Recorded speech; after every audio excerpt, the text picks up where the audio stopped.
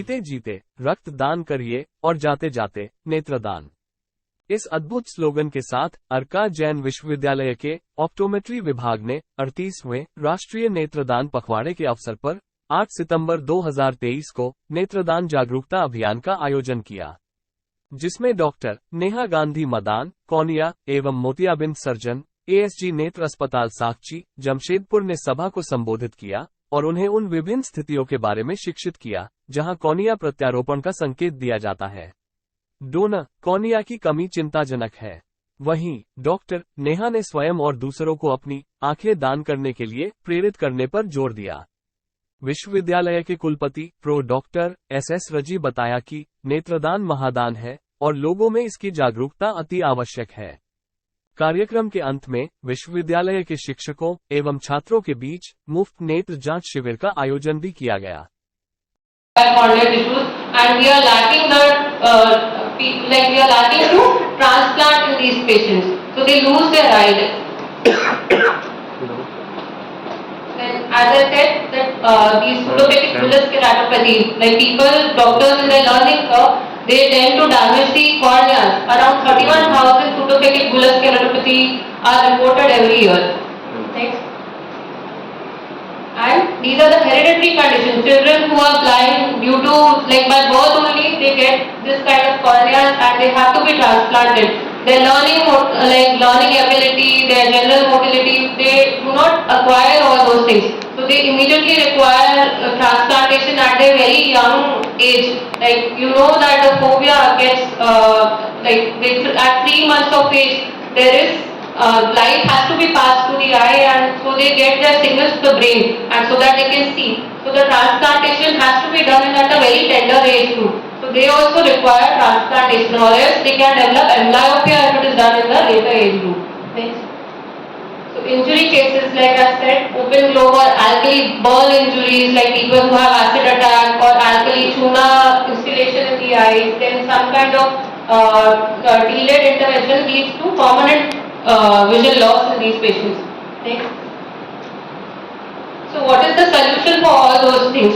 It is corneal transplantation. So corneal transplantation as such, a whole eye, whole cornea can be transplanted. That is called as penetrating keratoplasty. That whole thickness of the cornea is used where around sutures are taken. So here showing a child that one eye is transplanted. Sutures are taken, around 16 sutures will be taken in one eye, and the other eye is awaited for the transplantation. Once this eye settles, we will be planning the second eye. Next. These are the, like here you can see in this picture that only one layer, the behind layer is involved, not the front layer. Here we are attaching without sutures. So this is called as endothelial layer is damaged, so that endothelium is replaced with the donor endothelium layer. So that is much beneficial than the whole thickness transplantation. Next. Now when the anterior layers are damaged, this is called as anterior lamellar keratoplasty. Those layers when damaged can be replaced again by the anterior layers of the cornea. And then you have, some people have an end stage kind of blindness, people who have severe kind of allergies like due to drug medications, like some allergy due to drug, which is called as Stevens-Johnson. You would have heard about Stevens-Johnson syndrome. Has anybody heard? Some drug reaction happens, some burn kind of injuries. So those patients also require transplantation. So that type of transplantation is called as keratoprosthesis.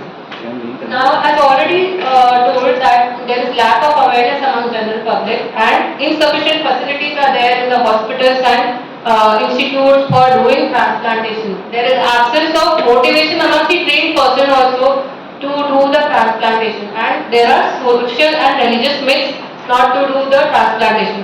What are the religious myths?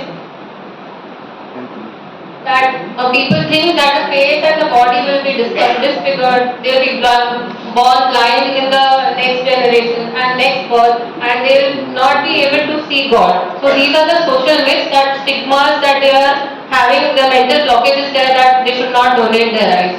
So this is all wrong. Next. So what we need to know is that eye donation is donating one's eye after his or her death, not when the person is alive. Only corneal blind people are benefited with the donated eyes, not with the retinal blindness or cataract. Cataract has got its cataract surgery available. Retinal diseases have their different modalities of treatment. Only people who are corneally blind, they require this corneal transplantation. Eye transplantation is mainly corneal transplantation.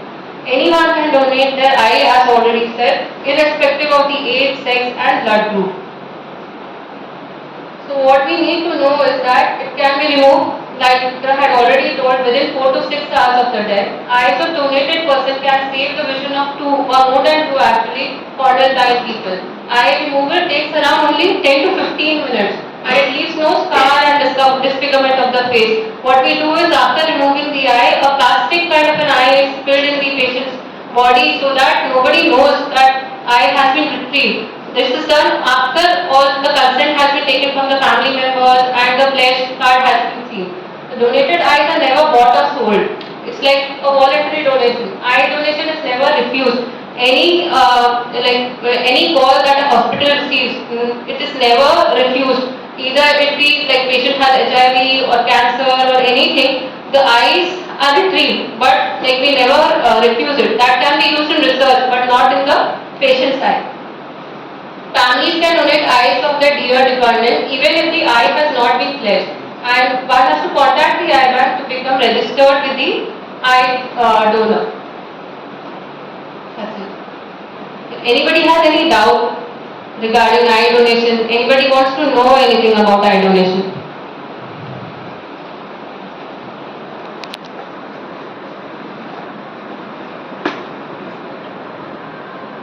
Hello. As we know that a baby's cornea can also be used, so how is it compatible? Is it compatible for an adult or is there any difference? Baby's cornea actually, like at birth, there are endothelial counts. Cornea has got many layers. The back layer is called the endothelium. The fifth most layer is the endothelium. So that endothelial layer has multiple cells. At birth, the cell count is more than 3000. So that is the most useful tissue. So at birth, it is the most useful tissue for anybody, to anybody to receive that kind of an eye. So anyone can receive that type of an eye. Okay. And at a later age group, like if we say that a person who dies at 80 and that person has donated the eye, so that person also, that eye can also be used dependent upon that what is the cell count. Like how you told that it has to be evaluated in the eye bank and it has to be processed, everything is checked and then only we use the tissue. If the cell count is less and if the quality of that eye is not good, that goes into research grade. That cannot be used in a patient's eye. So after checking the quality, after checking that it does not have any infection, there is no scar, like there are many things that we have a protocol. Like after it fits in all that protocol, then only we proceed further to use that eye. And when we retrieve a particular person's eye from from wherever the site is, be it at home, be it at hospital, when we acquire that eye, we also take the blood sample of that dead person. Blood sample to rule out what all diseases that person had, to rule out HIV, to rule out cancer, and then we take the proper history from the family members, what all diseases that person had. So that cannot be used in a if there is HIV or any hepatitis disease, we do not use that type. Which is permanent damage, and that cornea also has to be required to be replaced. In India, most common cause, and I already said that farmers are the ones who get most affected by corneal blindness. So infectious keratitis, that is ulcers, they require corneal transplantation. Iatrogenic, by surgeries, people who are doctors who are in the learning curve, they tend to damage the cornea. That is, they cause pseudophilic bullous keratopathy, then hereditary causes, and then corneal injuries. So it is a global perspective. Around 5% of the population of the world is affected by corneal blindness. So that people can see. There are many needy people in our country. As already told, the estimate number of people who are blind around due to the corneal blindness. People with other kind of blindnesses are not benefited by the eye donation. Only corneal blind people can be benefited by this type of eye donation. So eye donation, as described so beautifully by Ikra that only cornea is retrieved, not the whole eyeball.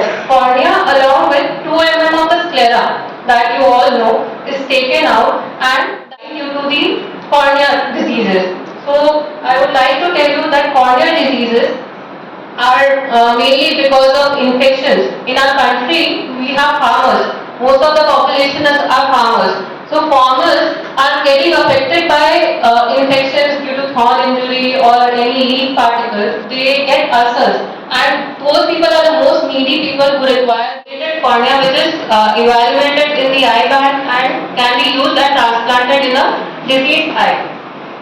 Can you shift? As already given the data about corneal blindness, it is the